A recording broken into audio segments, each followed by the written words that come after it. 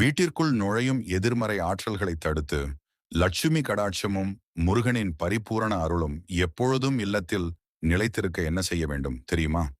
அப்போ இந்த ஒரு எளிய நிலைவாசல் பரிகாரத்தை செஞ்சு பாருங்க. முருகனின் அருள் உங்கள் வீடு தேடி வந்து சகல ஐஸ்வர்யங்களையும் தர கமெண்டில் வெற்றிவேல் முருகனுக்கு அரோகரான மனசார பதிவிடுங்க. ஆன்மீகத்துல வீட்டின் நிலைவாசல் என்பது தெய்வ சக்திகள் மற்றும் நேர்மறை ஆற்றல்கள் உள்ளே நுழையும் முக்கிய பகுதியாகும். இந்த நிலைவாசலில் முருகப்பெருமானின் சக்தியை ஈர்க்கும் பொருட்களை வைத்து வழிபட வீட்டை விட்டு தீய சக்திகள் விலகி ஓடும்.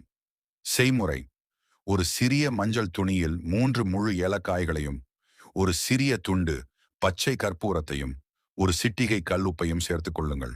அதை உங்க பூஜை அறையில் முருகனின் படத்துக்கு அல்லது வேலுக்கு முன்னாடி வைத்து, எங்கள் வீட்டின் நிலைவாசலில் எதிர்மறை ஆற்றல்கள் நீங்கி தெய்வீக சக்தியும் செல்வ வளமும் எப்போதும் தங்க வேண்டும் என்று மனசார வேண்டிக் கொள்ளுங்கள்.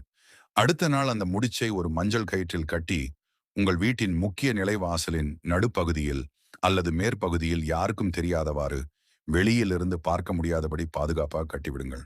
முருகனின் அருளால் நிலைவாசல் வழியாக தீய சக்திகள் மற்றும் திருஷ்டிகள் அடித்துச் செல்லப்பட்டு உங்கள் இல்லத்தில் எப்போதும் சுபிட்சமும் மகிழ்ச்சியும் நிலைத்திருக்கும்.